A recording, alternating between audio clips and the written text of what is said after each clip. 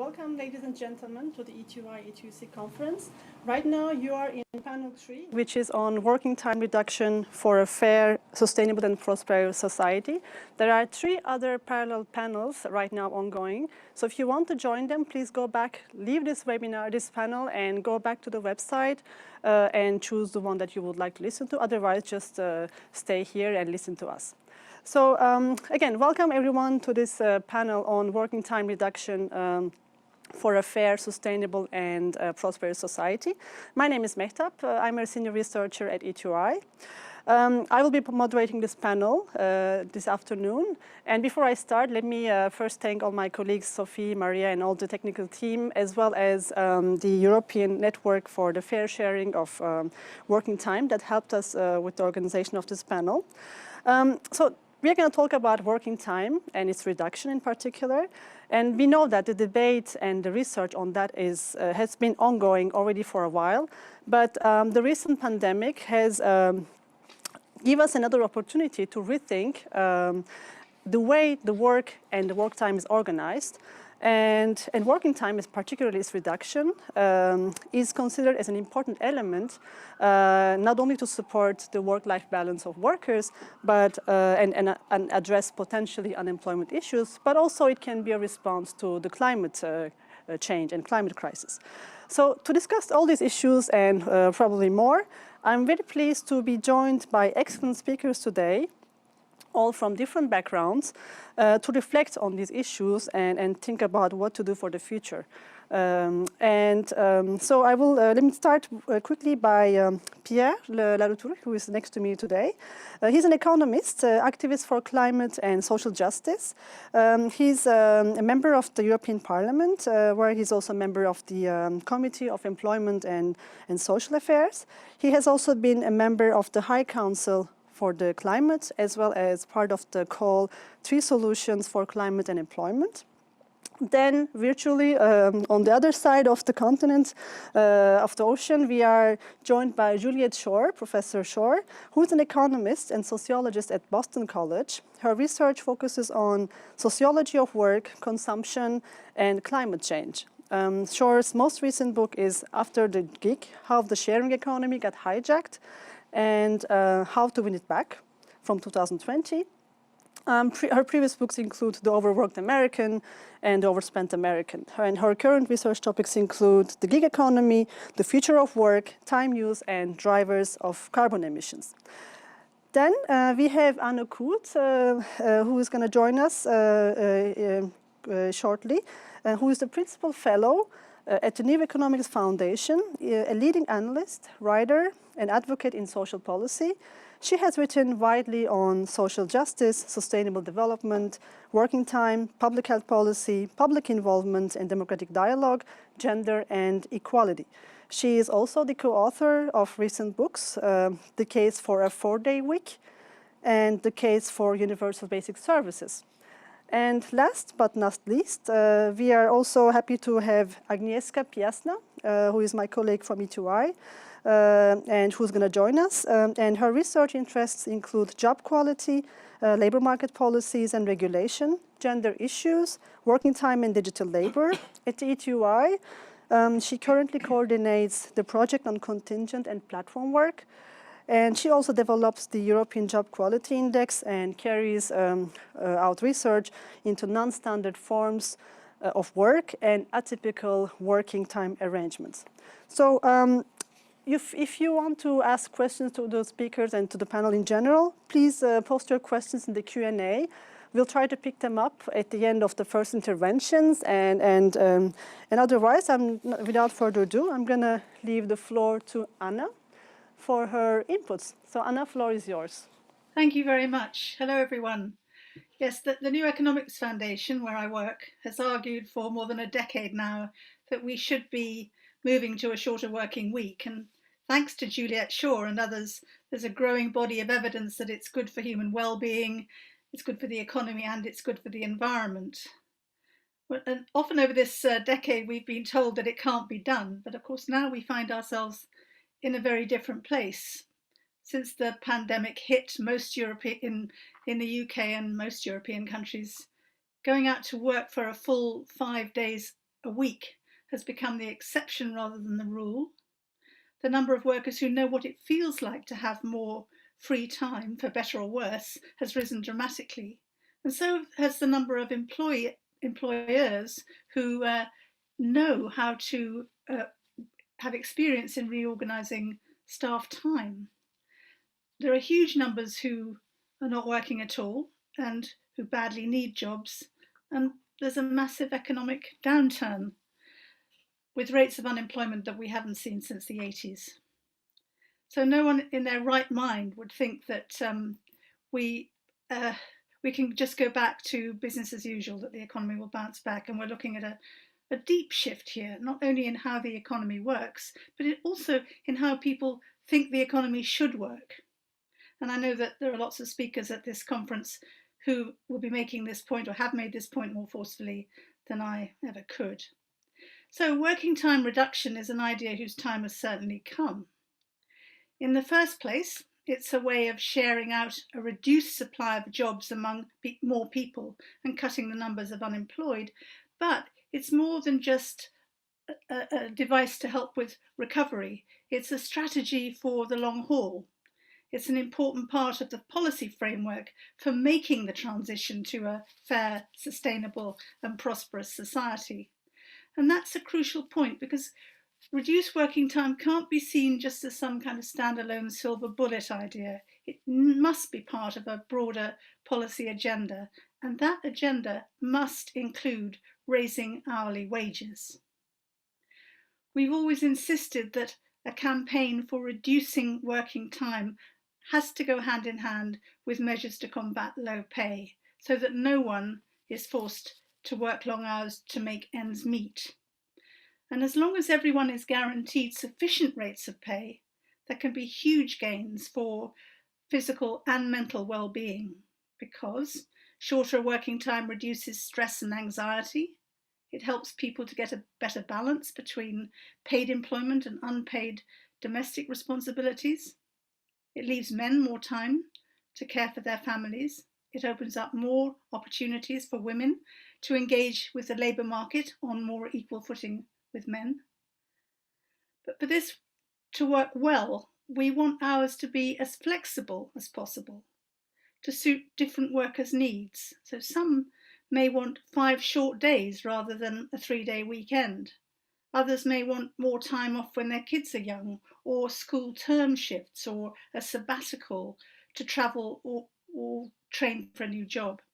And most of the field studies on reduced working time do show that people care about having control over their time just as much as they care about having more time off work. Late last year, I published a book co-authored with colleagues at the New Economics Foundation called The Case for a 4-Day Week, and we used this term because we wanted to convey the idea as simply as possible. But our goal certainly isn't a mandatory 4-day week for everyone. What we're after is a steady move towards shorter working hours for everyone, with different arrangements negotiated with employers to suit different needs. I've touched on the benefits for human well-being, and there's also a strong environmental case for shorter working hours. And cross-national comparisons show that countries with lower average hours of work have a smaller ecological footprint. Well, how does that work? In 2 ways. There are 2 processes operating here, at least.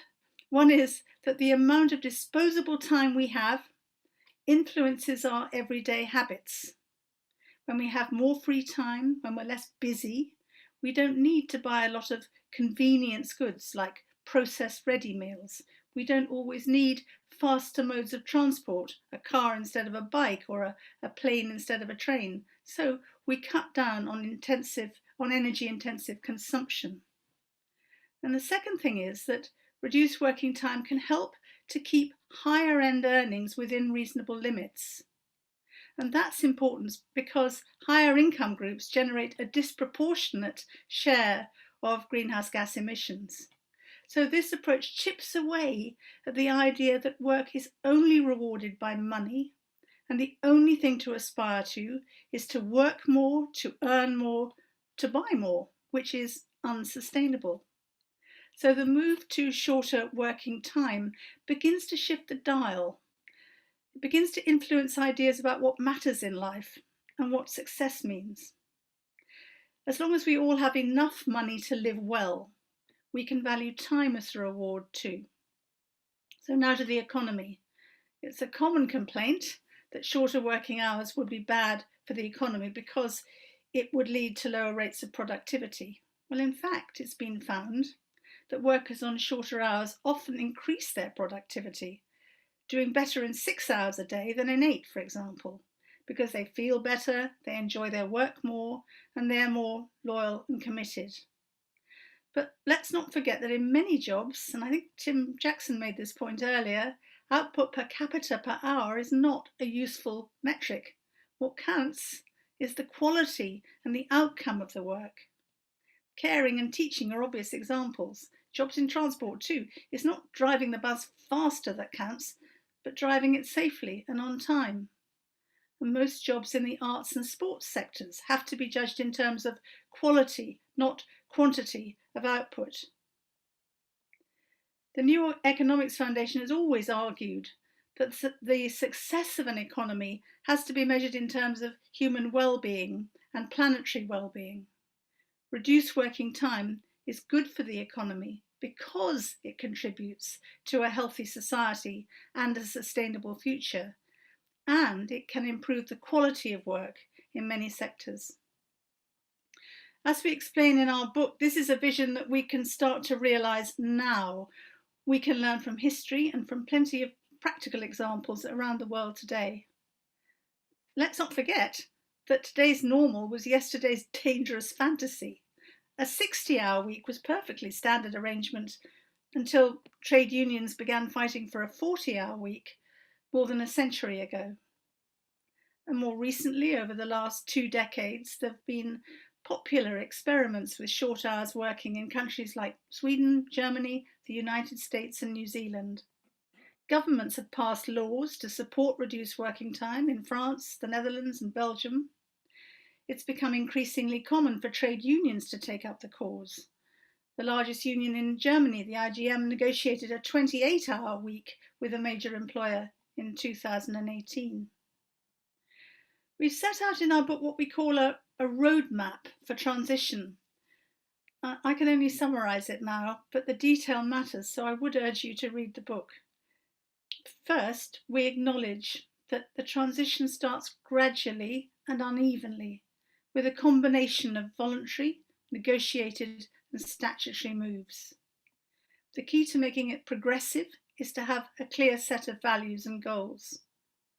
The end goal has to be universal. It has to benefit the whole population, to reduce inequalities and make sure that everyone is entitled to sufficient pay. As I said, this is not a standalone agenda. Cutting hours can only work towards achieving these goals if it's part of a progressive agenda to address important structural issues like industrial strategy, welfare reform and climate policy. The next step is to recognise and support innovation by unions, by individuals and by employers. And that means strengthening the capacity of trade unions, certainly in the UK and in the US too, to negotiate for shorter hours and better pay. People should have the right to join a union and to organise. And we ought to be boosting in countries where they don't already exist those social partnerships between unions and employers and the state, which in some European countries have played a major role in cutting hours and protecting pay. The next thing we need to do is we need government measures to support individual claims. So in the Netherlands, for example, people have a right to ask for reduced working time and not to have their request refused unreasonably. Another way of supporting individuals is to offset reductions in pay. Now, Belgium and the Netherlands both have time accounting schemes where you can bank up time to be released later on when you need it. These schemes are not perfect, but they're certainly worth considering. Employers are innovators too, so they can be encouraged by adjusting tax regimes, by supporting training and development. Local authorities can be supported to lead by example, both through direct employment and through subcontracting. We propose introducing a formal accreditation scheme for employers as a way of recognising achievement in reduced working time. So the next thing we propose is to build on existing entitlements to introduce more free time into working life. So for example, paid time off to care for elderly and disabled relatives, extended parental leave, additional public holidays, tapered retirement with protected pension rights. And this way, we can steadily build experience of shorter working time, shifting ideas about what's normal and desirable. There's an important role for campaigning here, by the way, to celebrate achievements so far and to spread knowledge about the effects of change as the evidence emerges. The last stage in the roadmap is to embed change and build momentum. And we've got 5 proposals here that I'll just run through very quickly. First, we suggest setting up a standing working time commission to oversee innovation and research, analyse data and recommend further changes. And in the UK, we've got the Low Pay Commission as a model we can follow there. We want to build up what's generally accepted as a fair living wage so that it's suitable for reduced hours. That means it's got to be higher. And the Working Time Commission could lead on this. We should oblige employers to measure and publish the data on the time worked within their organisation. And then we need to establish limits both for minimum and for maximum hours. And make shorter working time an integral part of progressive programmes like the Green New Deal, community wealth building and universal basic services. So, to conclude, we know that reduced working time can bring benefits for society, for the environment and for the economy. We know that this pandemic has radically altered our perception and experience in favour of this agenda. And we've got plenty of examples of good practice and a route mapped out for getting from where we are to where we want to be. So let's go there. Thank you. Thank you very much, Anna. I think you summarized very well this very interesting roadmap as it is in your book. And I've heard excellent ideas that hopefully will also kick off further debate in the Q&A. Flexibility, you know, how the time we have determines the consumption patterns. I mean, it's and the establishment of a work time commission and all that. I found it very interesting. Thank you for all these interesting ideas. So with that, I pass to Pierre, who's gonna talk in French. So if you want to have interpretation, you can do so from the link in Zoom. So, floor is yours, Pierre. Merci. Merci, Métap. D'abord, je voudrais remercier ceux et celles qui ont organisé ce débat. Je suis très, très heureux d'être avec vous.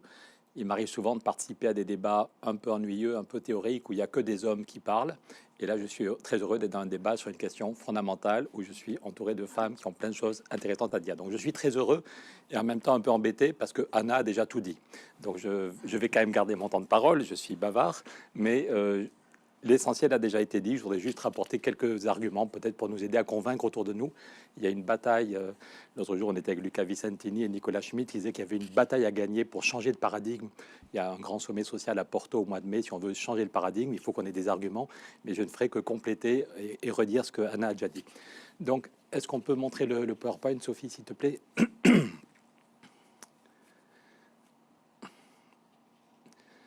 Donc, on peut passer, je pense. Pardon. Donc, on sait tous qu'on est face à une flambée du chômage et que déjà, avant la crise du Covid, le chômage, la précarité, la pauvreté étaient à des niveaux monstrueux dans tous nos pays. Et derrière les chiffres, ce qui nous intéresse ici, ce n'est pas des chiffres, c'est la dignité humaine. Tous, déjà, avant la crise du Covid, on ne supportait plus de voir autant de femmes et d'hommes dont la dignité était bafouée. On n'est pas là pour des problèmes économiques, notre boussole à tous et toutes, c'est la dignité humaine. Première question, est-ce qu'on peut encore compter sur la croissance pour régler la question du chômage, de la précarité? Ça fait 30 ans que je participe au débat public et je n'en peux plus de tous les dirigeants qui disent « votez pour moi et la croissance va revenir ». Cette courbe, c'est les chiffres de la croissance en France depuis 1960 et en Allemagne depuis 1950. L'Allemagne qui est souvent présentée comme le modèle, la locomotive. Il y a des choses effectivement très très bien en Allemagne. Mais voilà, est-ce qu'on peut sérieusement avant la crise du Covid déjà, qui change les choses radicalement, comptait sur la croissance. France, Allemagne. La courbe suivante, c'est le Japon. Quand j'étais étudiant, on nous expliquait que le Japon allait nous écraser tout le monde économiquement. Depuis que la bulle a éclaté au Japon en 89-90, le Japon n'a que 0,7 de croissance en moyenne. Le Japon n'a que 0,7 de croissance en moyenne. Alors que le Japon a tout fait pour relancer la croissance. Donc il est urgent de changer effectivement de paradigme et de se dire que tous ceux et celles qui diront la croissance revient doivent mettre 5 euros dans la tirelire et qu'il est urgent d'inventer, avec tout ce qu'on a dans nos réseaux, un nouveau modèle de prospérité sans croissance qui donne un salaire, un emploi, accès à la formation, accès à la retraite à tous et toutes, l'accès à la dignité, sans compter sur un retour miraculeux de la croissance qui ne réglera aucun problème. On peut passer à la suivante. Merci beaucoup. La question du chômage, c'est... Pardon, juste la précédente, Sophie, je suis allé trop vite. Le chômage, c'est d'abord des drames, des millions d'hommes et de femmes dont la dignité n'est pas reconnue, des millions de familles où on se déchire dès qu'il y a une dépense à faire, dès que les enfants veulent un nouveau vêtement, on n'a pas assez d'argent et on s'engueule dans la famille. Mais c'est aussi, il faut bien expliquer qu'on est tous tirés vers en bas. Cette courbe, c'est l'évolution des salaires dans les 15 pays occidentaux, la part des salaires depuis 1976. On voit que dans tous nos pays, la peur du chômage déséquilibre la négociation.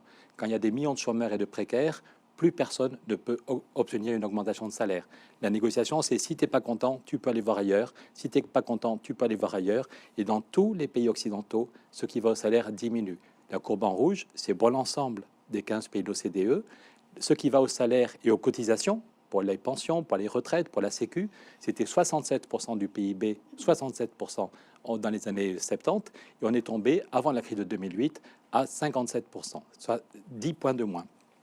C'est dans son premier livre, Thomas Piketty disait que la dernière fois qu'il y a eu une réforme fiscale très importante en France, la gauche était arrivée en 81, il y avait donné 0,3% du GDP, du PIB, la bataille, on avait donné aux salariés 0,3% du PIB en plus, et depuis, sans aucun débat, le recul est 30 fois plus important. La part des salaires dans le PIB, dans tous nos pays en gros, la part des salaires a reculé de 10 points du PIB, donc la peur du chômage, au-delà des conséquences dramatiques pour ceux et celles qui sont au chômage, mais la peur du chômage déséquilibre toutes les négociations et est responsable de la plus grave contre-réforme fiscale. Thomas Piketty disait la peur du chômage a fait reculer 30 fois plus la part des salaires que la dernière victoire qu'on avait obtenue en se battant à l'Assemblée nationale.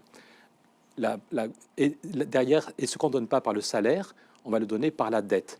On va dire à des salariés, tu n'as pas eu d'augmentation, mais tu peux quand même acheter une nouvelle voiture et on va te prêter ce qu'on ne te donne pas par le salaire. Cette courbe, elle est très importante, c'est la dette totale aux États-Unis depuis 1950. On voit que tant qu'on tenait bon sur des idées de justice sociale que Roosevelt avait mis dans le débat, tant qu'il y avait des régulations sociales, il n'y avait pas besoin de dette. Et puis quand Ronald Reagan arrive, vous voyez la cassure, donc c'est la dette privée et publique aux États-Unis par rapport au PIB. À partir quand les libéraux arrivent, on dérégule le marché du travail, la part des salaires diminue et il faut pousser les gens à prendre de la dette privée et en même temps on baisse les impôts sur les plus riches, ce qui fait de la dette publique. Donc il est fondamental, la suivante s'il te plaît Sophie, il est fondamental de revenir, ça c'est une photo magnifique je trouve, c'est la déclaration de Philadelphie. Avant de prendre 3 semaines à Bretton Woods, 3 semaines pour reconstruire le système bancaire et monétaire. Vous voyez Roosevelt, et vous voyez aussi Frances Perkins. Il n'y avait qu'une femme, mais elle a eu un rôle crucial, c'est elle qui a inspiré cette rencontre. La première chose que font ceux qui ont connu la crise de 29, c'est de dire il faut reconnaître la dignité du travail. Le travail n'est pas une marchandise qu'on peut brader au nom de la dignité humaine et à cause du rôle du salaire dans la consommation. La pauvreté, où qu'elle existe, est un danger pour la prospérité de tous. Et donc, si on veut que la déclaration de Porto, j'étais encore avant-hier avec Luca Vicentini, si on veut que la déclaration de Porto au mois de mai ne soit pas juste « Ah, si le monde était plus gentil, si les hommes et les femmes étaient des frères et des sœurs », si on veut qu'il y ait une valeur contraignante, qu'il y ait vraiment des avancées, il faut mener cette bataille idéologique et dire, c'est la suivante, que la justice sociale, ce n'est pas un luxe auquel il faudrait renoncer. On voit que tant qu'on a tenu bon, jusqu'en 81, tant qu'on a tenu bon sur les régulations sociales, Philadelphie, c'est pas juste du discours, c'est que dans chaque pays et dans le commerce mondial, il y a ceux qui s'étaient battus en France, en Belgique ou ailleurs, le Conseil national de résistance, dans chaque pays et dans le commerce mondial, on met en place des règles sur le temps de travail. C'est marqué noir sur blanc dans Philadelphie, des règles sur le temps de travail, sur le salaire minimum, sur le financement de la retraite des vieux. Eh bien, ça a marché. Donc, même du point de vue bêtement économique, il faut dire que la crédibilité économique, elle est de notre côté. Tant qu'on tenait bon sur la justice sociale, il n'y a eu aucune crise financière pendant 30 ans. Il n'y avait pas besoin de dette, ni privée, ni publique. Et quand on oublie la dignité humaine, quand on laisse la part des salaires diminuer, on a une précarité terrible et il faut la fuite en avant, on peut avoir n'importe quand une nouvelle crise financière. Donc il est fondamental de dire que, cette suivante, la justice sociale, ce n'est pas un luxe auquel il faudrait renoncer. D'abord, on sort de la crise et puis on verra après si on peut faire un progrès social. Ça, c'est une erreur dramatique. La justice sociale, ce n'est pas un luxe auquel il faut renoncer. La justice sociale, retrouver l'esprit de Philadelphie, très concrètement, en y rajoutant les dimensions de climat qui n'étaient pas là sur la table en 1944, c'est le seul moyen. C'est le seul moyen, désolé si je parle trop vite pour la traduction, c'est le seul moyen pour sortir de la crise, éviter une récession sans fin. Concrètement, comment aller vers une plus grande justice sociale? À mes yeux, à nos yeux, il y a deux grands leviers pour créer massivement des emplois. C'est la question du temps de travail, je vais y revenir, et puis c'est aussi agir vraiment sur le climat, mais là aussi Anna en a déjà parlé. En France, on estime que je me bats comme rapporteur du budget pour avoir une taxe sur la spéculation au niveau européen, pour que l'argent de la Banque centrale n'aille pas à la spéculation, mais aille pour l'isolation des bâtiments, pour les transports en commun, pour l'agriculture. Rien qu'en France, et vous ferez des calculs dans votre pays, on estime que si on met le paquet sur le climat, on peut créer 900 000 emplois, 900 000 vrais emplois utiles, bien payés, non délocalisables en France. Et avec la semaine de 4 jours, je vais y venir, il y a déjà 400 entreprises en France qui sont passées à 4 jours. C'est pour de vrai, c'est la preuve que c'est possible. On estime que si toute l'économie française passait à 4 jours, en moyenne, Anna l'a dit, ça doit être souple, on pourrait créer 1 600 000 emplois. Donc vous voyez, rien qu'avec ces deux leviers, il faut aussi renforcer les services publics, les hôpitaux, la santé, la recherche. Il n'y a pas que ça à faire, mais rien qu'avec ces deux leviers, agir vraiment sur le climat et négocier un nouveau partage du travail, on peut créer 2 500 000 emplois en France, 2 500 000, sachant qu'il y a officiellement 3 300 000 chômeurs. Ça ne règle pas tous les problèmes, mais ça changerait tout d'un point de vue social. Concrètement, on sait tous qu'on a fait des gains de productivité colossaux. Ce graphique vient de chez Robert Reich, l'ancien ministre du Travail de Bill Clinton. Je trouve qu'il est très intéressant.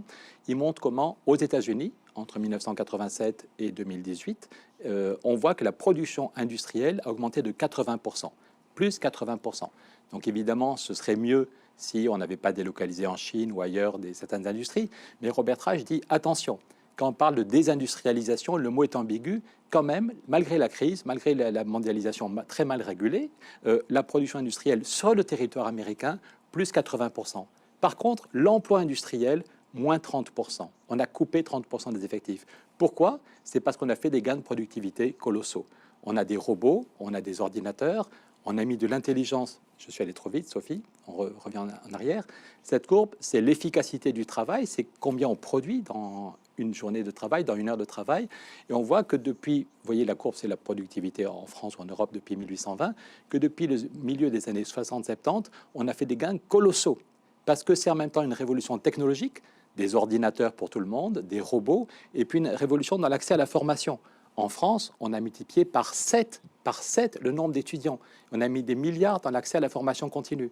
Donc, quand vous avez cette double révolution technologique et l'intelligence qu'on met dans les cabesses, fait que la gain de productivité sont colossaux. On a tous entendu parler de la première révolution, c'était Charlot, les temps modernes. Ça a été un choc à l'époque, qui était une des causes de la crise de 29. Mais même dans Charlot, ils étaient encore 7 ou 8. On a vu le film, c'était très drôle. Ils étaient 7 ou 8 autour de la chaîne. Par contre, la révolution qu'on vit en ce moment, on voit des usines où il n'y a plus personne. La suivante est encore plus impressionnante. On voit des usines où il n'y a plus personne. C'est des robots qui remplacent l'homme. Et donc, ça pourrait être une bonne chose si l'homme et la femme, dans les boulots dangereux ou répétitifs, sont remplacés par des robots ou par des systèmes. Ce serait une bonne chose si on était capable de baisser le temps de travail. Donc, je continue. On voit que même dans les services, là c'est au Japon, dans un restaurant avant l'arrivée du virus, où c'est des machines qui viennent vous demander ce que vous voulez, c'est beaucoup moins sympa, mais dans tous les métiers, même dans les métiers d'avocat, dans les métiers de comptabilité, on voit des systèmes experts qui remplacent le travail humain. Donc la question est de savoir comment on est capable de gérer ces gains de productivité. La plupart des hommes politiques n'ont jamais foutu les pieds dans une entreprise depuis 30 ou 40 ans, donc ils sont très doués pour parler de la première révolution de la productivité. Ils vous disent que l'informatique c'est génial, la digitalisation c'est génial, mais on n'est jamais capable d'aller au bout du raisonnement. C'est une crise de l'intelligence, c'est un scandale. Le fruit de notre intelligence, les gains de productivité, devrait apporter plus de bonheur à chacune et chacun, mais comme on est dans des pays où le contrat social est bloqué, aux États-Unis, Robert Reich montre qu'on a besoin de 30% de travail en moins, mais au lieu de baisser le temps de travail individuel et de façon collective, au lieu de baisser le temps de travail de tout le monde de 30%, on a laissé les ouvriers à 40 heures par semaine, Celui qui garde son job dans l'industrie, c'est souvent des hommes, est encore à 40 heures par semaine. Donc le temps de travail individuel n'a pas diminué. Et par contre, on a coupé 30% des effectifs, chômage, précarité. On s'étonne si les gens ne votent plus ou votent pour des partis moins républicains. Donc, on continue. Donc, concrètement, en France, et chacun et chacune pourra faire le calcul est un peu dans son pays, ça n'est pas la fin du travail. Certains disent que c'est la fin du travail et du coup, ça braque les autres. On a un grand débat théorique. Voilà, ça n'est pas la fin du travail. On a toujours besoin de travail. Les carottes poussent pas toutes seules, les ordinateurs poussent pas toutes seules. Il y a quelqu'un derrière la caméra, il y a quelqu'un derrière l'ordinateur. Donc voilà, ça n'est pas la fin du travail, mais effectivement, on a besoin de moins de travail. En France, si on regarde entre 1970 et 2008, le besoin de travail réel avait baissé de 7%, alors que la population active avait augmenté de 33%. Ça devrait être des bonnes nouvelles. Il y a plus de femmes qui travaillent, c'est plutôt une bonne nouvelle. Il y a plus de jeunes, ils sont nés il y a 30 ans, c'est marrant, on a fait des bébés, ils sont devenus grands, quelle surprise. Donc, on a besoin de moins de travail, on est plus nombreux, ça devrait être une bonne nouvelle. Mais comme on est dans un pays bloqué, ce qui devrait être une bonne nouvelle amène un chômage et une précarité massive. Donc il faut relancer la négociation sur le temps de travail et bien dire, là aussi Anna l'a dit, de toute façon, la question n'est pas pour ou contre le partage du travail. Dans tous les pays, il y a déjà un certain partage du travail. Simplement, souvent, c'est un partage qui est très binaire. Soit tu travailles 0 heure par semaine, tu es au chômage, soit tu travailles plein pot et parfois trop. On dit que la France est passée à 35 heures, la durée légale est passée à 35 heures, mais la durée réelle en France aujourd'hui est à 38h50. Voilà. Sans compter les heures sup, dans tous les métiers, il y a des heures sup qui ne sont pas déclarées. Il y a beaucoup de gens en situation de précarité. Donc il y a déjà un certain partage du travail, simplement il est binaire. Il y a des pays où c'est, le Japon ou ailleurs, on fait comprendre aux femmes qu'elles pourraient rester à la maison. Il y a d'autres pays où on a beaucoup de mal à avoir un vrai travail avant 25 ans ou 26 ans. Et à partir de 58 ans, on vous met dehors. Donc de toute façon, dans tous les pays, il y a un certain partage du travail qui s'est imposé. Il n'a pas été choisi, il n'a pas été négocié. Et il amène un partage des revenus, je l'ai dit. La part des salaires diminue parce que les gens ont peur du chômage et c'est les 1% les plus riches qui ne savent plus quoi faire de leur argent. Donc il faut relancer très vite la négociation sur un autre partage. C'est aussi un partage, hélas, aujourd'hui qui est très genré. J'ai parlé du Japon où c'est de façon un peu caricaturale les femmes à la maison, même si ça évolue. Mais en Belgique, il y a deux fois plus d'hommes à temps plein que de femmes à temps plein. Et par contre, dans les temps partiels, en Belgique, nous sommes à Bruxelles, il y a 4 fois plus de femmes qui sont à temps partiel. Et c'est très souvent des temps partiels subis, avec des faibles revenus, derrière avec des faibles pensions, avec un faible accès à la formation.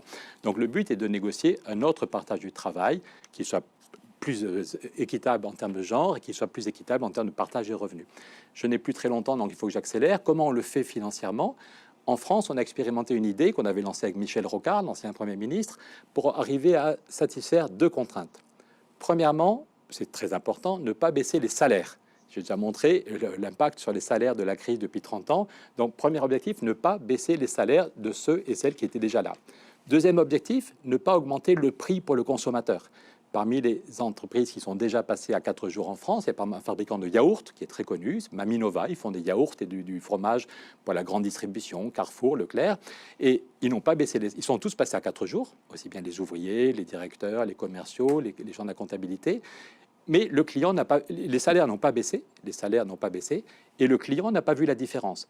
Parce que si les yaourts Maminova étaient plus chers, alors que les yaourts Yoplait, le concurrent, étaient restés moins chers, tout le monde aurait dit c'est super, bravo Maminova, mais je prends le concurrent parce que c'est moins cher. Donc on a cette double contrainte, ne pas baisser les salaires, ne pas augmenter les coûts pour l'entreprise et pour les clients. Comment faire? C'est l'idée qui vient d'un syndicat français, la CFDT, qui gérait les caisses de chômage il y a 30 ans et qui avait dit on pourrait activer les dépenses de chômage. Dans tous nos pays, en Europe, heureusement, on ne laisse pas les chômeurs dormir dans la rue. Il y a quand même des dépenses. On met des milliards pour limiter les conséquences négatives du chômage. Et la CFDT avait dit, est-ce qu'une partie de cet argent ne pourrait pas être mise sur la table des négociations pour dire, si vous créez des emplois, cet argent permet de ne pas baisser les salaires et de ne pas augmenter les coûts. Et donc, c'est ça qui a été fait concrètement. J'ai fini dans 2 minutes, ne t'inquiète pas. C'est l'idée que si l'entreprise passe en moyenne à 4 jours pour tout le monde, il y a des métiers où c'est 4 jours par semaine. Anna l'a dit, il y a des métiers, c'est une semaine de 3 jours, une semaine de 5 jours. Ce qu'il faut que ce soit régulier, que ce soit effectif pour tout le monde. Et c'est là que compter en jours, c'est très important. Parce que quelqu'un qui est un commercial, quelqu'un qui est cadre, quelqu'un qui est un créatif ne va pas compter ses heures. Par contre, si c'est 1 jour de moins par semaine, il sait ou elle sait qu'il n'ira pas au travail un jour par semaine. Il n'a pas à mettre son costume, il n'a pas à prendre les transports en commun ou sa voiture, il n'a pas son patron, il a un jour de liberté. Et puis, l'entreprise va recruter. Donc, ce qui compte, c'est bien le nombre de jours qui diminue. Donc, si l'entreprise passe en moyenne à 4 jours pour tout le monde, et si elle crée 10% de nouveaux emplois, des vrais emplois en France, on dit en CDI, des vrais contrats, elle arrête de payer des cotisations chômage qui sont à peu près à 8%. La part patronale et la part salariale, c'est à peu près 8%. Et c'est comme ça qu'on a obtenu une loi qui a permis d'expérimenter cette idée et qu'en France, à peu près 400 entreprises sont passées à la semaine de 4 jours dans tous les secteurs, dans l'agroalimentaire, dans l'informatique, dans la charpente métallique, dans l'insémination porcine, dans un cabinet d'avocats, un laboratoire pharmaceutique. C'est un peu plus de 17 000 salariés qui ont profité d'un accord collectif. C'est une réduction collective du temps de travail. Concrètement, là, je ne vais pas être trop long, mais là, le suivant, c'est un accord très concret chez Maminova. Voilà l'accord de financement sur les 12 premières années. Voilà, ils ont créé 15% d'emplois. Ils ont l'exonération de 8%. La première année, c'est un peu plus. Il y a juste un blocage de salaire, aucune perte de salaire. Juste, on a bloqué le salaire pendant un an et après ça, les salaires redémarrent et ça marche. Les Anglais disent la preuve du pudding, c'est ça se mange. Eh bien, la preuve de la semaine de 4 jours, c'est qu'il y a déjà 400 entreprises qui l'ont mis en place. On voit que le bilan est très bon, que l'absentéisme recule. Le médecin du travail dit que vraiment le bilan est très bon. Deux derniers points, je redonne la parole. C'est évidemment à la carte, c'est pas tout le monde dans le même moule. Tout le monde est passé en moyenne à 4 jours, mais suivant les métiers, dans une entreprise de logiciels informatiques, ceux qui font la outline, ceux et celles qui font la outline sont vraiment à 4 jours. Par contre, ceux qui inventent les nouveaux logiciels, c'est plutôt un mois de vacances tous les 4 mois.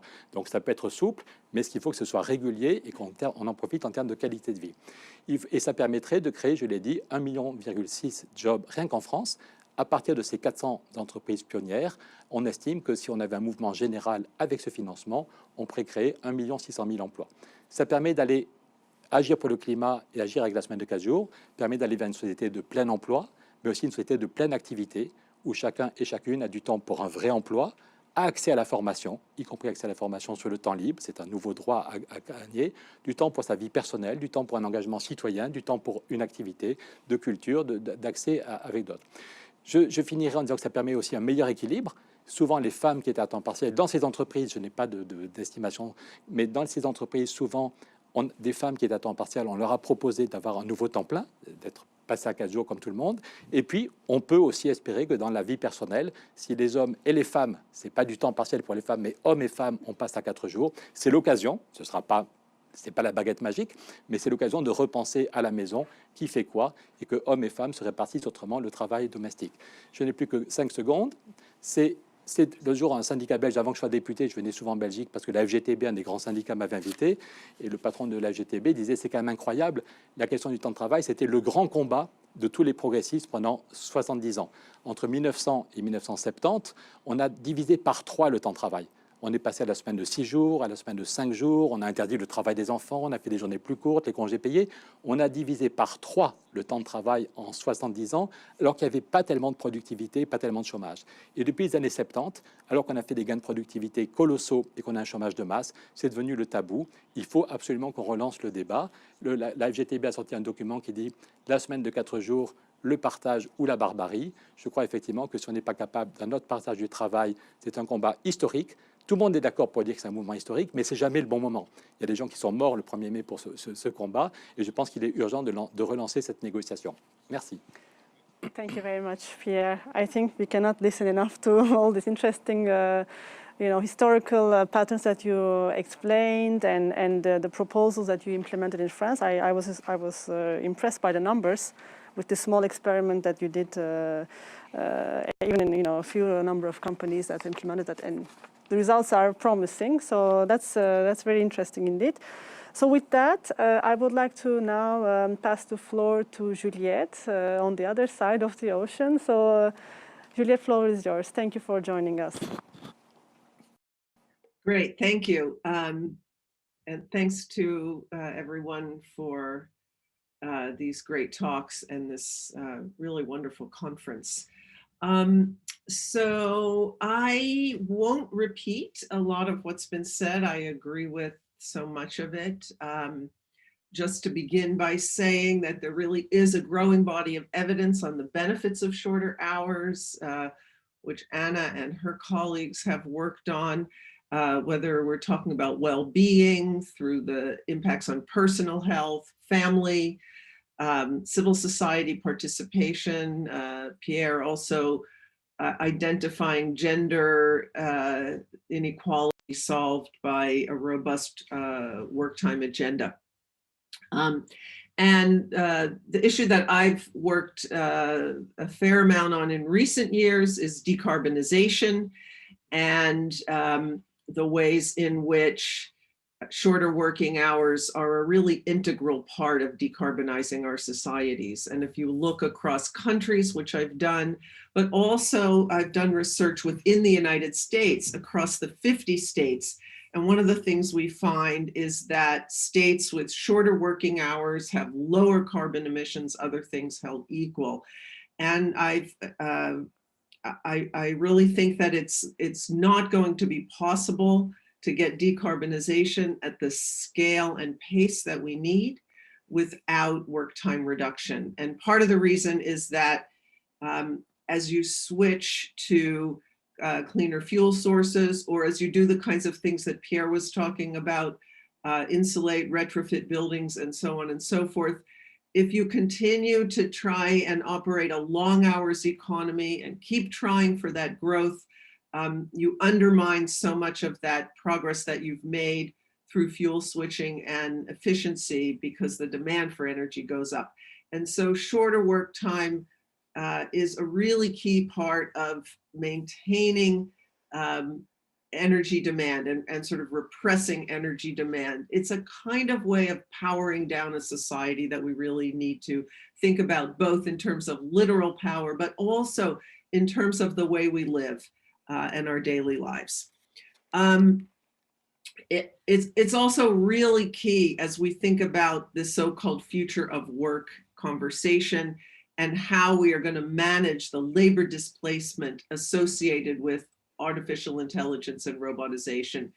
Pierre looked at that data in manufacturing in the United States, and of course the collapse of manufacturing employment. And one of the things that makes the current moment so different from the past is that productivity growth from roughly 1870 until the post-war era in the United States was accompanied by very substantial reductions in hours of work. I mean, this was also the case in Europe for a longer period of time.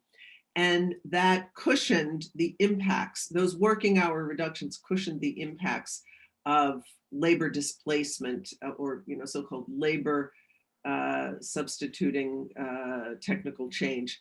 And if we are in an era in which shorter work time is the great taboo, and that is certainly the case in Europe, in the United States, and I think increasingly the case in Europe in terms of the dominant view, then it is going to be, I think, nearly impossible to avoid growing unemployment and underemployment. So the hours reduction agenda has been stalled by austerity, it's been stalled by neoliberalism and the decline of trade union power.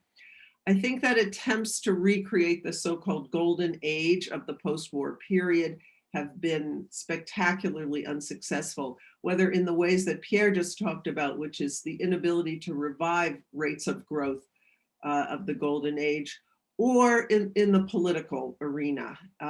People understand that we just can't go back to the solutions of the past. And I think it's unlikely we will go backward. So what is an innovative agenda that can successfully usher in shorter hours while also protecting living standards? I think that's the thing that we need to think about. And what kind of innovation and how bold are we able to be as we think about the nature of a transition to a short hours economy?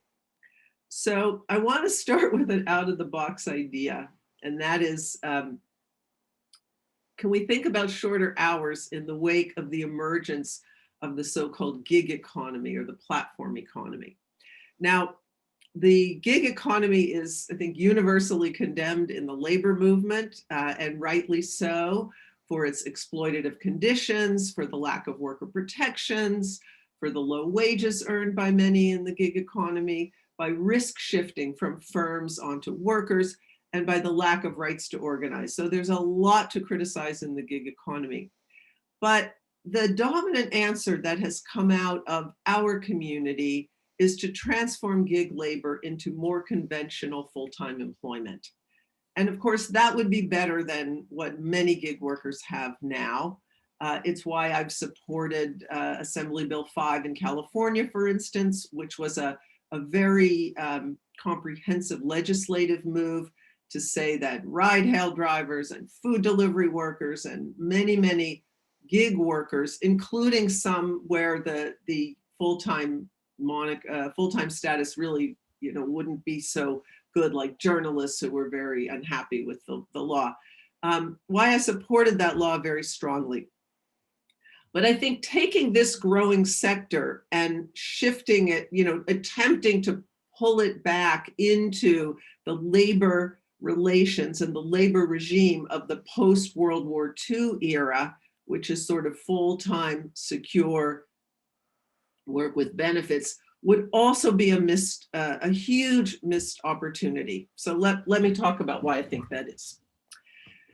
There's another path in which gig labor could somewhat paradoxically provide a vision to a low hours future.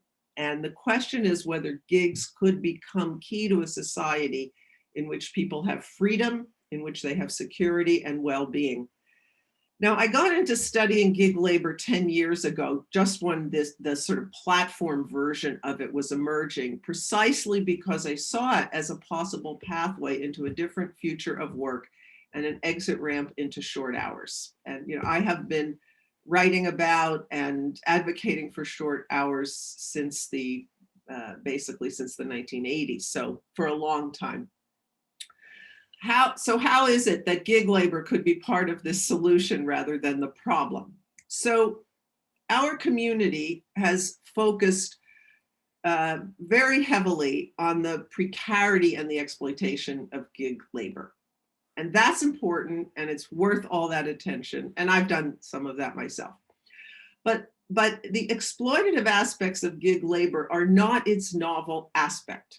Employment has been getting more exploitative and precarious for decades, and it has gotten more exploitative and precarious in the context of regular W-2 employment. So companies transforming and fissuring their workplaces, making jobs more precarious and so forth, not just by platforming. Platforming is new in some ways, but not in terms of creating a precarious, exploited workforce. But there are new things about gig labor. The first is the technology, and the second is the freedoms that it affords to workers.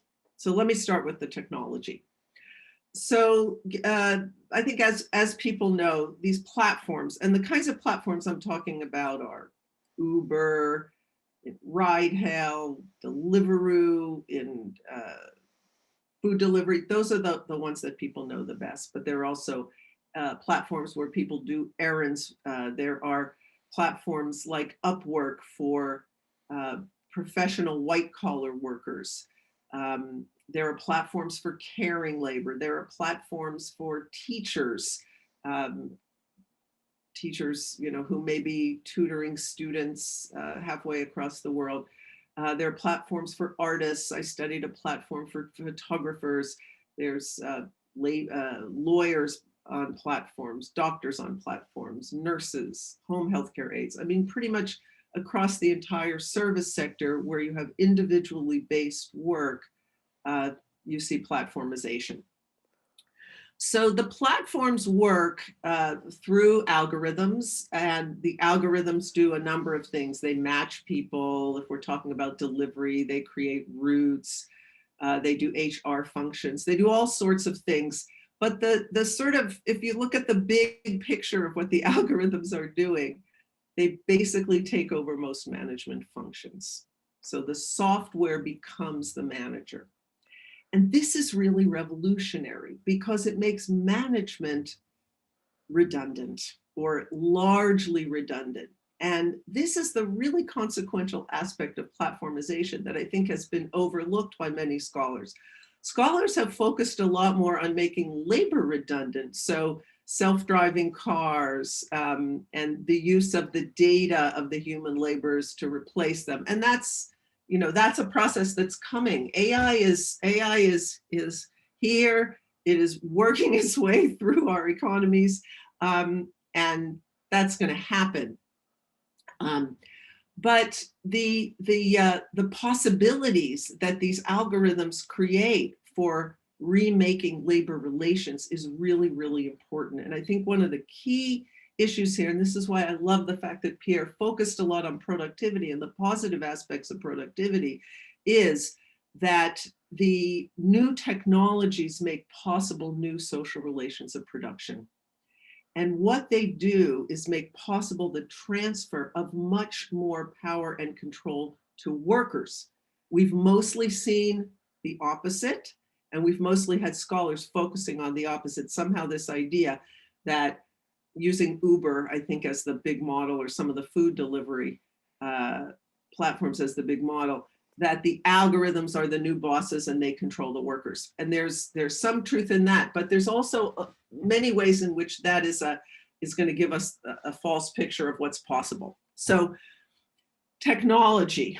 The technology creates opportunities, and in particular for unions. I think it creates an opportunity to truly govern workplaces and companies, because the value that management is adding to the process has really been reduced once the software is developed. So I think that the technology allows unionized workforces to morph gradually into cooperatives who are doing much more of the governing of the workplace. And I'll come back to that in a minute. All right, so I said there are two things that are novel about the platforms. Number one is the technology. Number two is what we'll call the freedoms. And this, again, is a controversial point. And I should say that I think everything I'm saying here about the platforms is pretty controversial, particularly in our community. So what are the freedoms? Well, the platforms offer workers the ability to work when they want, to work as little or as much as they want, subject to some rules. So driving platforms, for example, there are maximum set by the state, and mostly in the way that they want. Now, it's true that not all workers are able to take advantage of these freedoms, and I'll say that in a minute. And Jeska has done really important work on this question, and she may be about to talk about it. Many scholars have mostly denigrated these aspects of the platforms, arguing that workers don't really get these freedoms, and that it's just a discourse of the company saying that, we give you all this freedom, and people have also argued that workers don't really want these freedoms. And I would say, first of all, don't overgeneralize from ride hail, which is a particular platform sector in which you do have more full-time workers who, because of the particular conditions of ride hail, have become more interested in full-time work. But my research tells a different story. And I've been studying this sector since 2011. And as I said, I got into it because I was interested in the ability that it might give us to get to shorter hours. I've studied many platforms. I've done more than 10 platforms across a number of different kinds of activities, hundreds of interviews. And the first thing I want to say is that the freedom and the flexibility that the platforms offer is a big draw for workers, both for practical reasons, scheduling flexibility. So for example, we have people in our sample, parents, who had a divorce and then had to take primary responsibility for their children and needed hours that they could work around their children's schedule, or other kinds of family obligations, whether it's caretaking, etc. Disabled workers who don't know when they're going to be able to work in, even a day ahead, or even within a day, might be fine in the morning and not good in the afternoon. These platforms are really a godsend for workers like that. And also the desire to do other things. We have quite a few workers in our sample who are trying to start other businesses or who have other jobs. So that flexibility is actually very valuable to workers. And then the last point is that people don't like having bosses. They don't like having managers, and the freedom to mostly be your own boss, which many of these workers talk about, is really valuable. Freedom from managerial authority. And one of the things that the post-World War II labor regime left intact was managerial authority. And that has been a loss for workers, the same kind of loss that Pierre showed. As workers have been losing their share of the pie, they've also lost their control over the process. So what we find in our research is that there are really two categories of platform workers, and these issues work out differently for them. The vast majority of platform workers are what we call supplemental workers, people who are using these platforms to add on to other forms of support. Casual workers, part-time workers, etc. And then there's a group of dependent workers, people who are trying to earn their basic expenses through these platforms. And the supplemental workers are much better able to take advantage of the freedom and the flexibility. They're much more positive about it. Those who are dependent on these platforms are more economically insecure and less able to take advantage. So they just have to work whenever there's work and so forth. Things are particularly bad in the United States, where we have almost no safety net. A lot of these workers are immigrants. You also see some really exploitative conditions, for example, in undocumented workers in Europe who need to use other people's credentials to get onto the platform and then can be exploited both by the platform and by those people they've subcontracted with. And the debate about gig labor has focused on those dependent workers, and it's what has gotten us into the push for full-time employment for gig workers. But let's think about it in another way. What if the shorter hours of gig workers were the beginnings of a shift to short hours as the norm? Then the question could be, what would make these kinds of jobs good other than just turning them into standard employment? Is there a way to make these kinds of jobs really work for people, particularly for people who want these kinds of things? So the first thing that needs to be done to make that happen, there are two ways to make that happen. One is to force the companies to do better by the workers, and we need to do that. There should be minimum wages, there should be contributions to social insurance schemes and all of that. But we want to preserve that flexibility and those short hour options. And right now the companies are sort of saying, well, you know, we're not going to go to full-time employment, but if we did, the workers would lose all flexibility. And I think that there we really lose something. So I think the answer to this goes back to a point that Anna made that's really key, which is to integrate the hours agenda with the security agenda. And I want to just make one personal point here, which is that I've had a real change of heart on this. When I started thinking about these issues, I thought about security provisions as an alternative to employment issues. And sort of there was a big debate, you know, when I first was doing my graduate work, the first piece I ever published was on basic income versus full employment. And I was very supportive of full employment, criticized basic income, but you know, full employment was short hours of work. That was my thing. Now it seems, you know, I sort of think back on that and think how foolhardy that was. These actually have to be compatible agendas. And of course, that's something that everybody else has realized, you know, I think long before I did. So how might gig platforms work if we had state provision of economic security via a basic income and universal basic services? In my view, largely focused at the municipal level. So new municipal provisioning of basic services, energy, transport, and food, which are the key things we need for decarbonization. What this all means is that people can live well without a long hours job. Gig work then becomes an important pathway for people who want shorter hours to earn money, to supplement the basic level of security provided by the government. We can unionize and cooperativize these platforms, but retain the freedom to work shorter hours. Is my time up? Yes. Yeah, okay. So let me just, you can conclude. yeah, let me just make my well, I'll make 2 points. One is just, I've also studied worker cooperatives in the gig sector, and if people want to talk about that in the Q&A, we can do it. I won't get into it now, but the point is that many of the workers on the platform we studied are short hour workers. They're happy, and we're seeing cooperativization in platforms beginning. So back to that last point about the larger integrated agenda of hours and security. You know, we are facing a perilous future due to climate instability and the weather events and the economic disruption that it's going to bring. Short hours has to be part of that future that we envision. It's got to be built up with universal access to incomes and goods and services. And I think we really need a mix of both. We can fund it with the productivity growth from AI, exactly the point that Pierre made so well. And shorter hours is really key to enacting a security agenda at the household level. Thank you.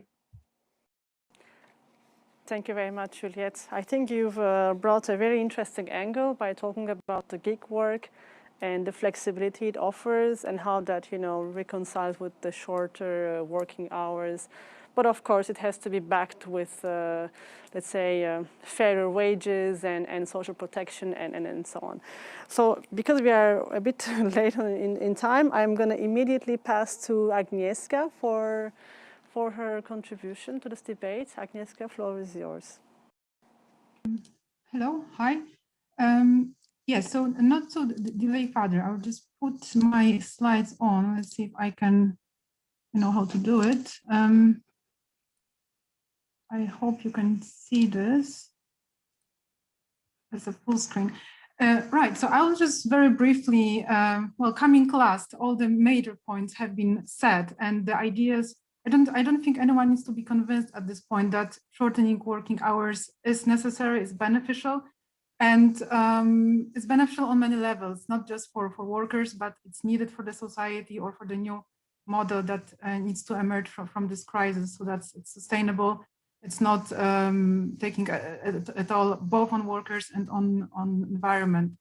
So what I will present now, I will try to be brief, are some of the details of where we are now with working time in the European Union, with what's been going on in the last, let's say, 20 years, how the COVID crisis. So when the COVID crisis came, what was the kind of the social fabric that it encountered, where it hit exactly? And then what are the issues to be careful about? Because I think there's also an agreement, or I will argue for that. There's no one solution that we can just apply. It cannot be a week of 4 hours for everyone at one point in time, and that will work magic. It will not. So there are some issues to look for and take into account in implementing and designing shorter hours. So, well, the first point is that working time has been changing and is still changing, but the essence of this change has changed, is different now. So before, in the 19th and 20th century, what we saw is the decline in the working time norm. So moving from very long weeks and days of work to first 10-hour day, then 8-hour day, 5 days working week, paid holidays. All that affected the norm. So what we consider to be a standard working time, it was, at least at the European level, it was done in quite the same way across countries. You can see that the EU average on this chart is moving along changes with selected countries here from the region. So after all those achievements have been done, the norm arrived at 40 hours and 5 days per week. Not much changed to the norm. So from the 1980s, 1990s, we are stuck more or less at the same reality. But what's happening on the ground in everyday lives of workers is constant change. It's fragmentation of work, it's flexibilization, it's diversification of working hours. We just don't see that impacting on the norm. But when we look at the duration of hours, so how long people work and how that's changed in the past 20 years, more or less, in the EU, we see that everyone is working shorter. So the working time reduction is progressing, it's happening now. We just don't see that in the norm. And the reason is it's mainly done on individual level of people working either part-time jobs or hourly jobs with very short hours. Another point to observe here is that there is a big polarization and divergence in what's happening to working hours. One of the criteria here, these are occupations, so they tell us a lot about wages, they tell us a lot about skills and potential for career development or job quality of those workers. So we can see that who is, so to say, winning in this goal towards shortening working hours are managers, and so the top of the occupational ladder, and the bottom, which are elementary occupations and service and sales workers. So the bottom and the top paid workers. The rest is not seeing that much of a change.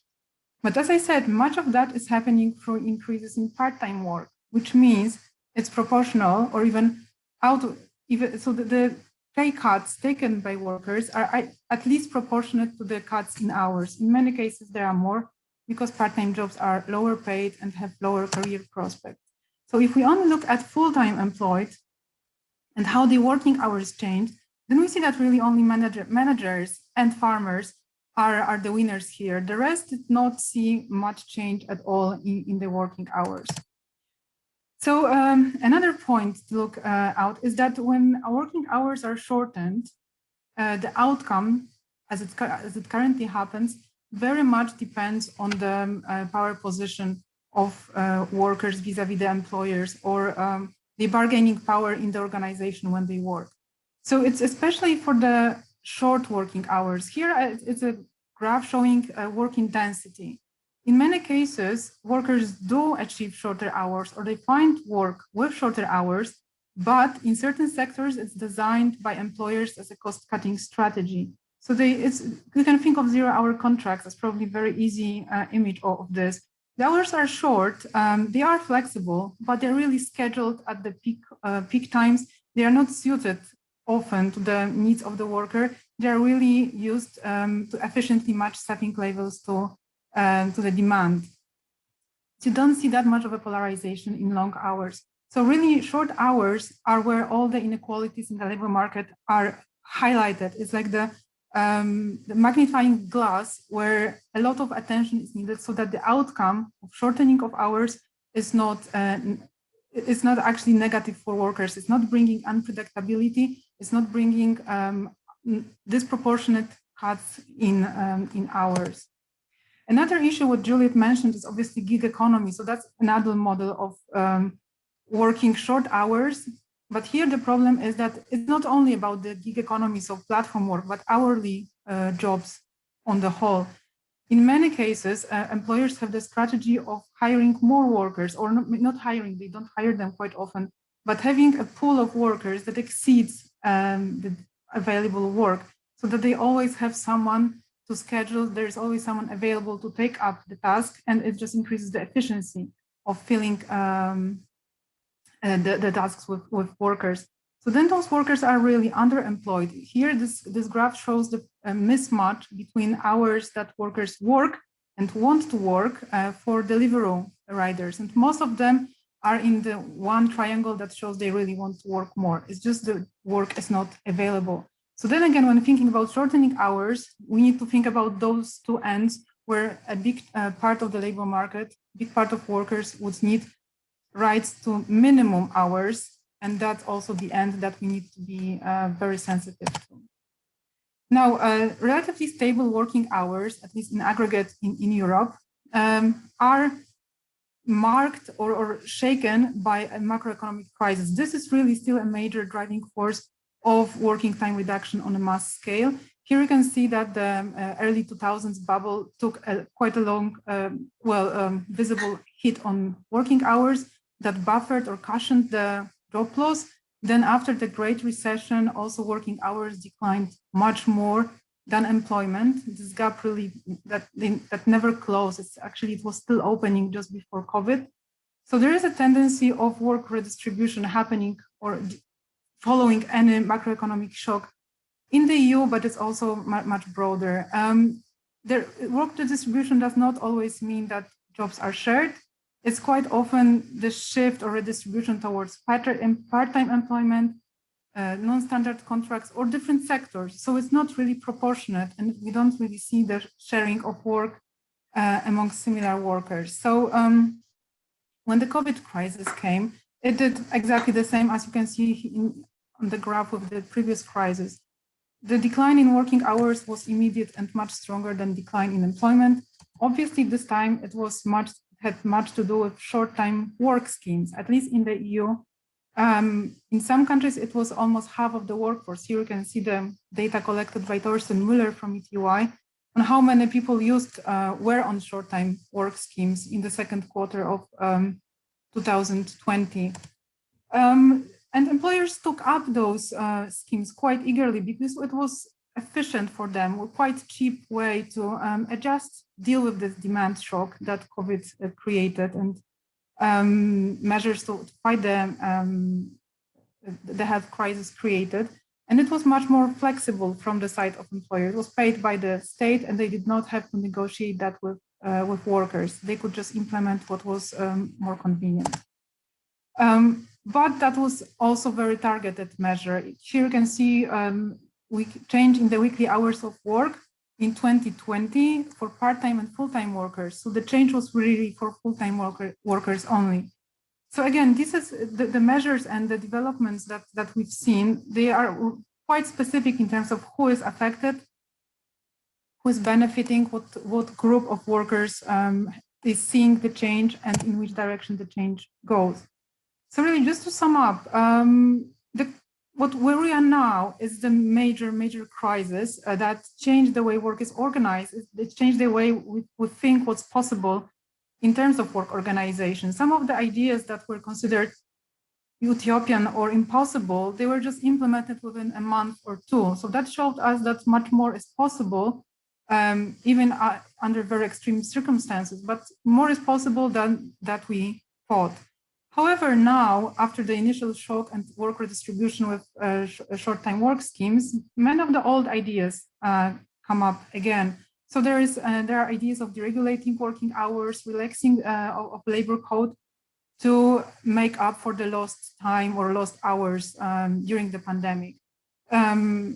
Many people say that working more for less money is the solution. So exactly the reverse for what we are arguing for, I think, in this panel.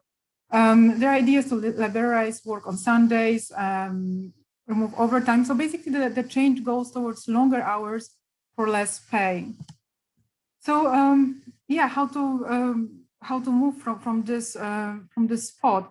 Obviously, there are arguments that we can't afford it. These are the arguments we've heard pretty much all the time. It was even during the good times or during the recovery period that we just can't afford it. It's a luxury.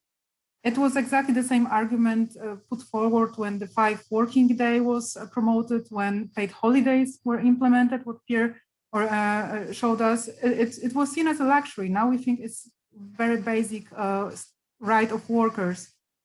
So it's not the idea that we are demanding something unaffordable, and the way to pay for this is really think about the inequalities. It's not a lack of resources, it's just the way that the productivity gains from automation, from all sorts of issues that were discussed before, so I will not go there again, the way they are distributed. So Jeff Bezos became, I think, the richest man in the world, or made the biggest profit during the pandemic.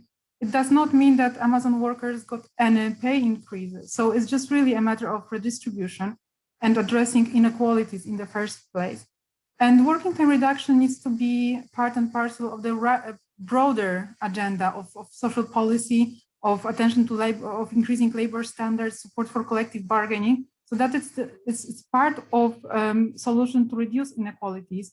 And then when economic and job security of workers is improved, they're in a better position to then benefit. So they're in a better position to achieve reduced working hours that will work for the society and not only for the organization.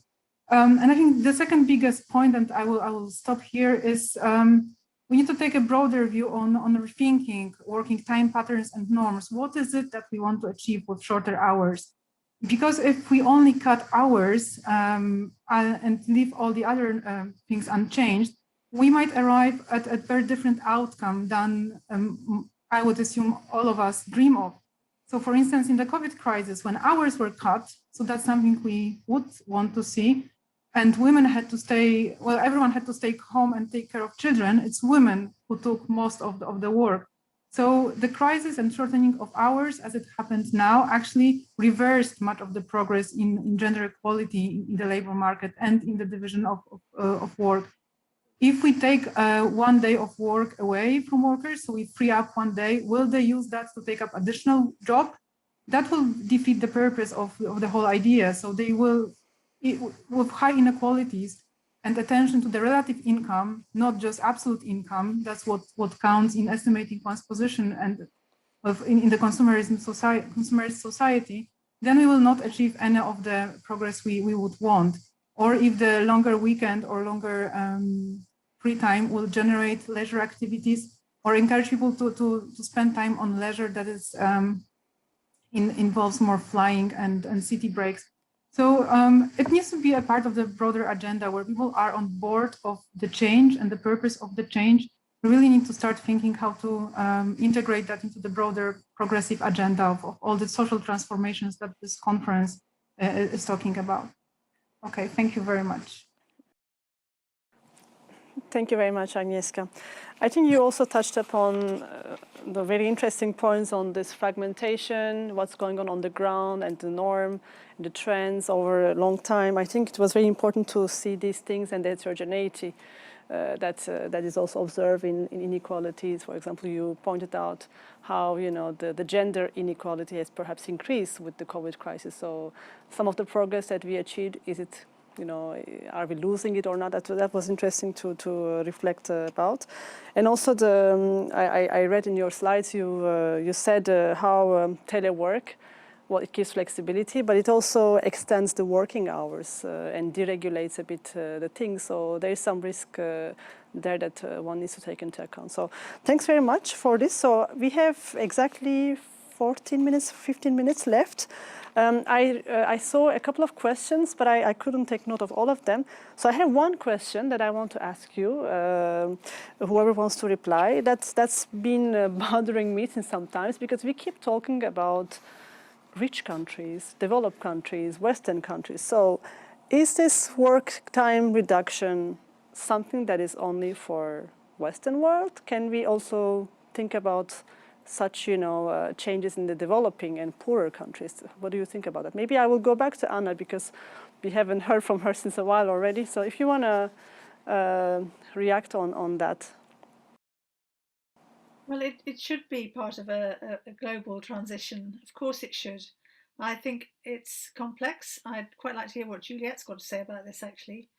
I think, I've been to countries talking about shortening the working week, and have been met by sheer disbelief by the audiences, because simply the issue is any employment rather than shorter employment. And this is always going to be an issue. But of course, at the same time, there's huge degrees of exploitation via over long working hours in developing countries as well.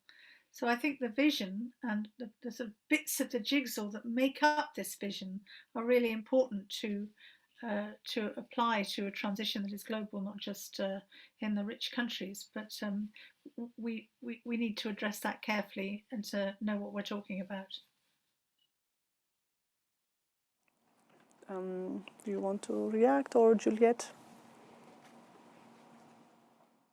I'll just make a brief point, which is, I think that the issue in global South countries is the kind of polarization that some of the panelists have already discussed, which is you have these very large informal sectors where people have very high rates of underemployment, like what Agnieszka was talking about with the delivery riders.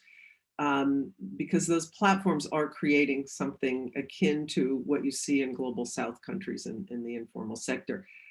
And then you have workers in the formal sector, particularly if you're talking about production workers who have very, very long hours. And, you know, we could think about the apparel factories and, you know, a lot of these other contexts with long hours. So it's a mixed bag there. I mean, my own work, I've focused on the rich countries in part because I'm sort of advocating for, you know, a degrowth agenda, or, you know, a kind of moving off the growth path to an hours reductions, to take productivity growth in the form of hours reductions.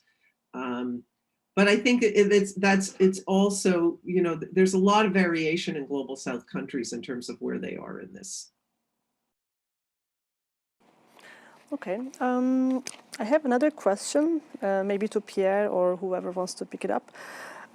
It's about whether and how the employers are flexible enough to allow for such work time reduction arrangements, and isn't there a risk that work time reduction actually translates into switching? I mean, if you want to work less, you have to switch to a worse off job. Isn't there a risk like that? And how the workers, so how the employers in a way could be, you know, with the worker in this let's say policy of, you know, decreasing the working hours. So it may be Pierre or whoever wants to pick it up. So maybe go ahead, Pierre. Comme je sais pas si merci beaucoup. Je voudrais d'abord rebondir sur ce que disait Agnieszka, que la crise a fait que des choses qui étaient impossibles il y a 3 mois deviennent quasiment la normale.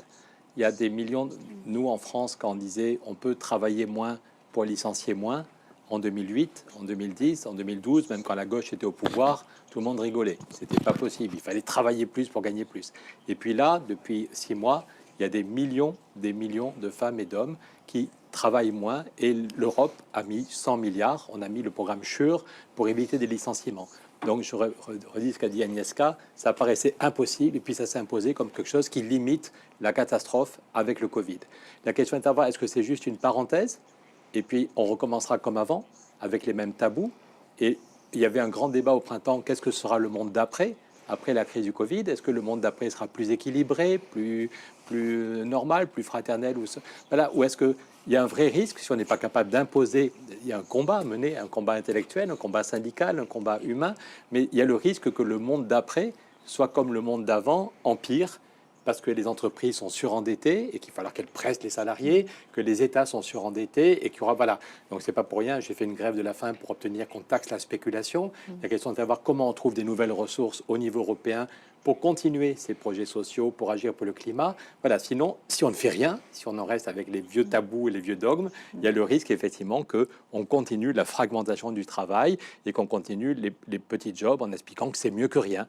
On explique à des millions de gens que c'est quand même mieux que rien d'avoir un boulot à 600 €. Mais c'est pour ça que le problème n'est pas économique, le problème est en termes de dignité.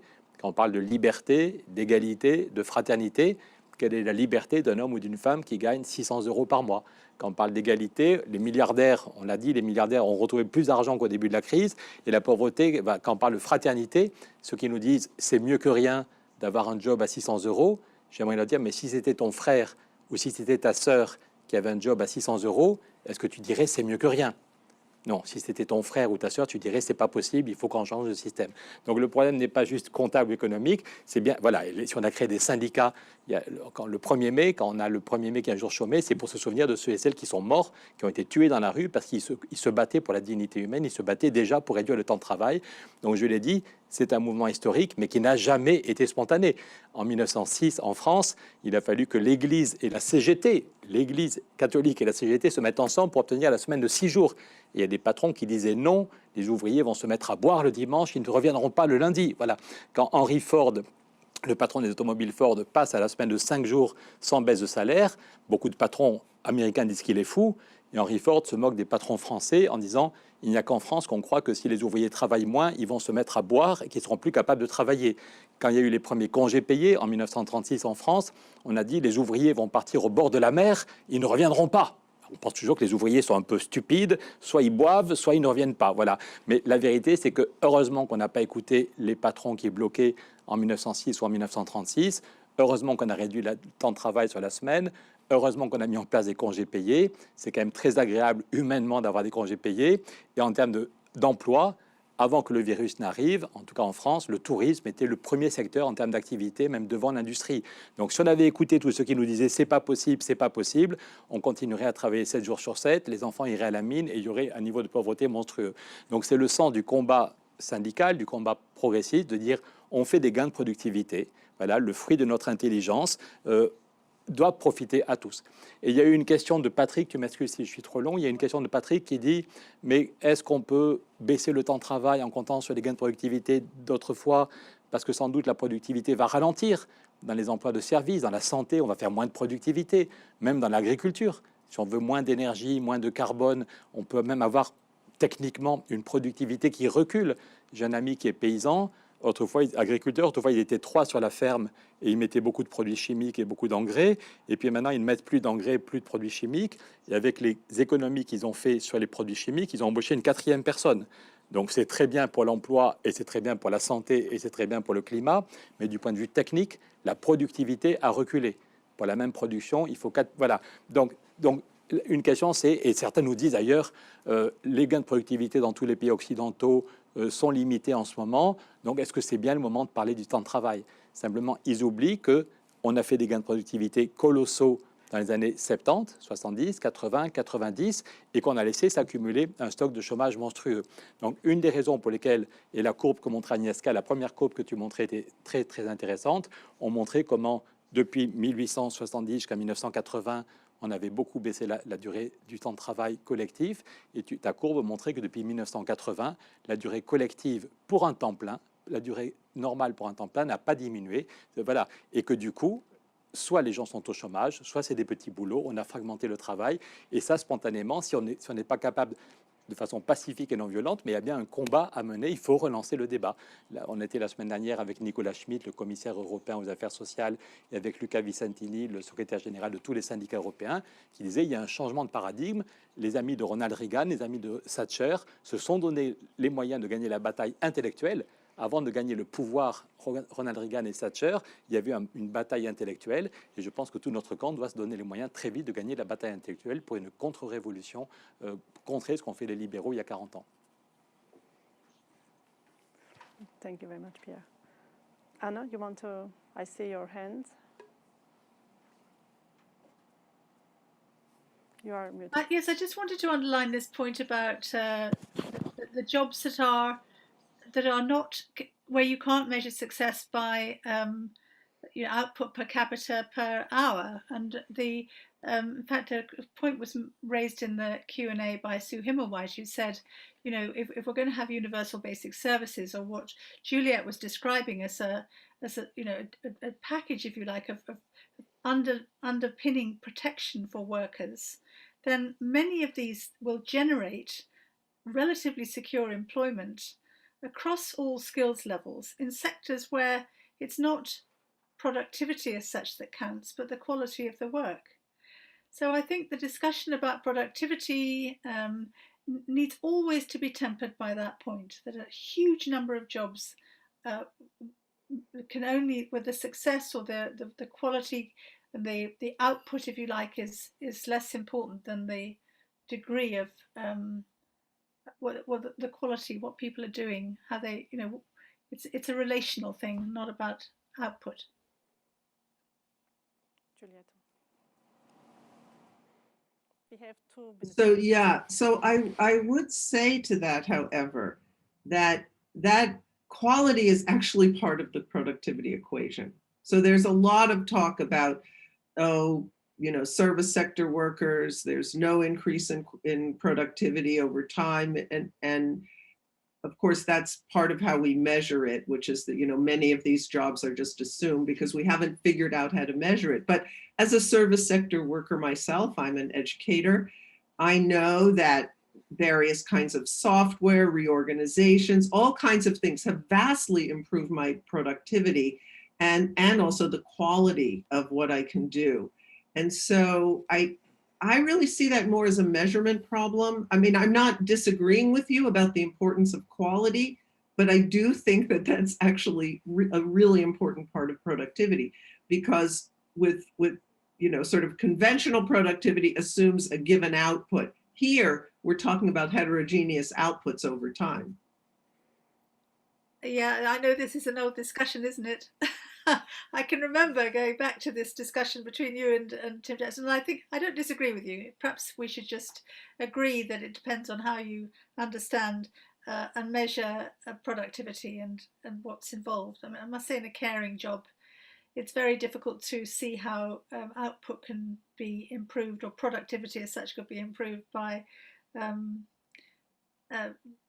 new technologies. But I'm sure there are ways in which it could, but it's sort of marginal. Anyway, I just think it's important to bear in mind the point about the quality and how it's measured.